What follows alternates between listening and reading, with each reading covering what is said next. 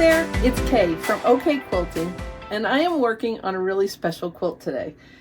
These are little handprints from my granddaughter's class. Her other grandma saw a picture of a quilt like this and wanted to do it. Each class has to provide something for a silent auction for a school fundraiser.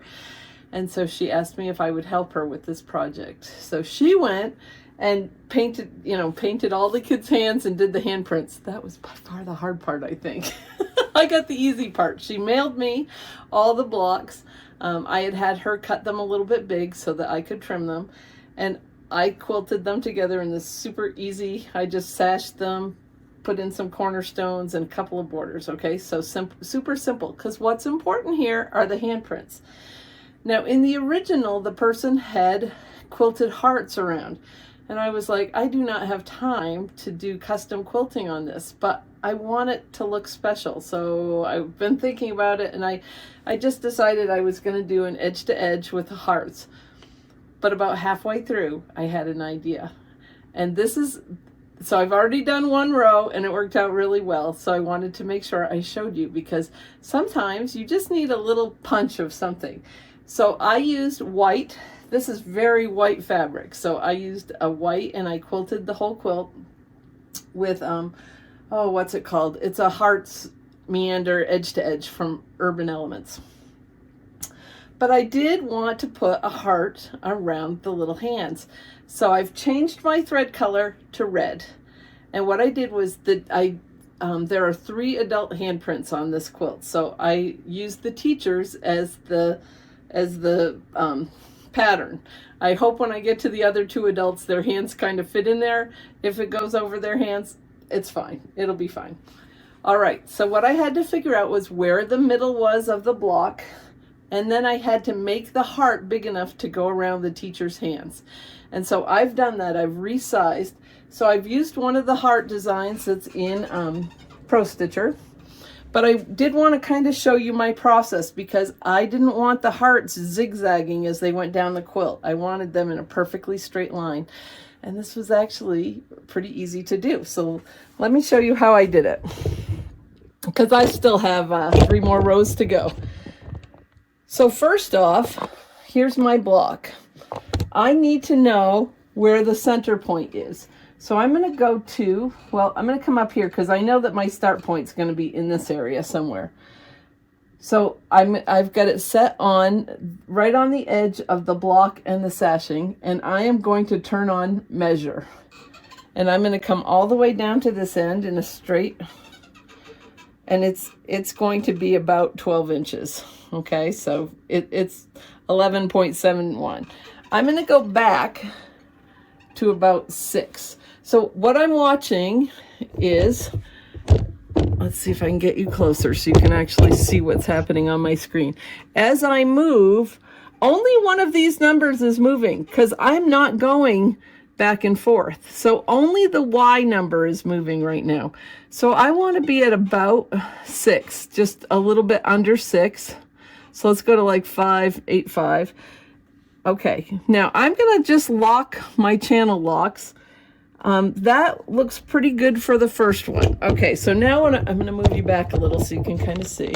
I'm just going to run this, turn off my measure. I have my channel lock on.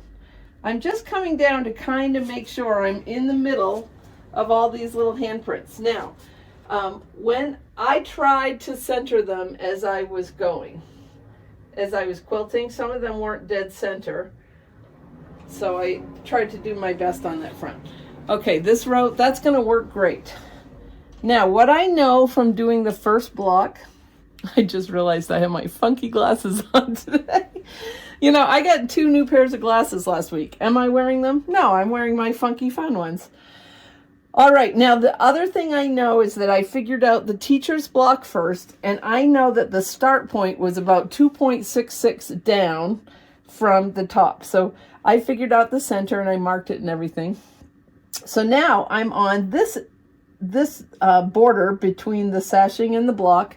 I'm going to turn on measure, and I am going, now it's going to be my X number that's moving. And I want to get to about 266 or 27, you know, somewhere in that range. So I'm at 268. That's close enough, I think. Now, my heart is down over there somewhere. I'm going to use modify, reposition, start point. And that heart just jumped. I don't know if you can really see everything, but the heart jumped to where my needle is. Remember, when we use reposition, we are moving the design to our needle. Now, just for safety's sake, I'm going to move my needle so it's at the top of that heart. And it should be just more than an inch. It is, it's perfect. And then I just want to double check, and this one should be about an inch off that sashing. It's going to be great. So let's go ahead and stitch it. So I am going to turn off my horizontal channel locks. I'm going to tell it quilt, run, okay, and I'll check all those things. We're just going to let this design stitch out.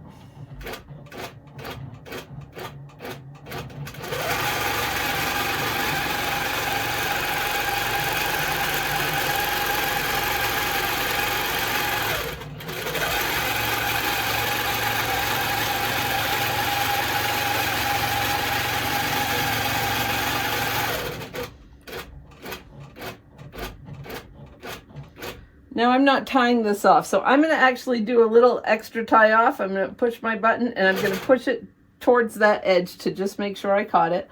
All right, now I'm ready to trim.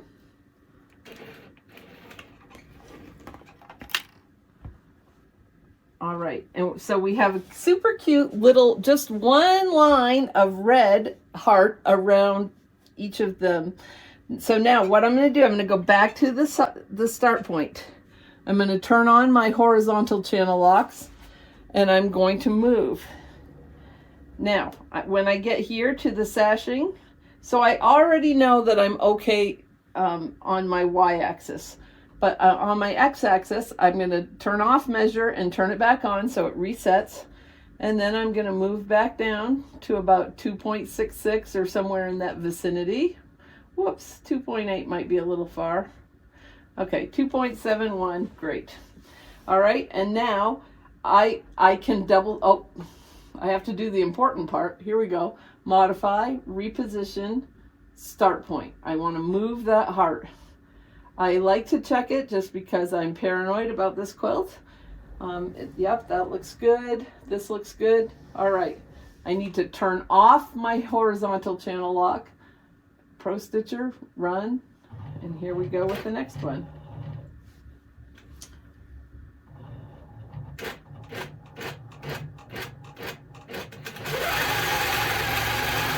So this quilt has 20 blocks. It's not that big a deal. I did 5 of, I mean, when I'm not talking to you, it takes me about a minute and a half. It's worth it, I think, for that extra little detail that's going to make this look custom when it's really not. All right, but how fun is that? So I am going to be assured that all these hearts are in a perfect row. And I don't have to worry about them looking off center. And for most of the kids, their names are fitting right in the heart and everything. I think it's just a super cute little addition to the quilt. So I hope you try it. It's really fun. You could do this with any design. Have a great day. Don't forget to like and follow, and I'll see you soon.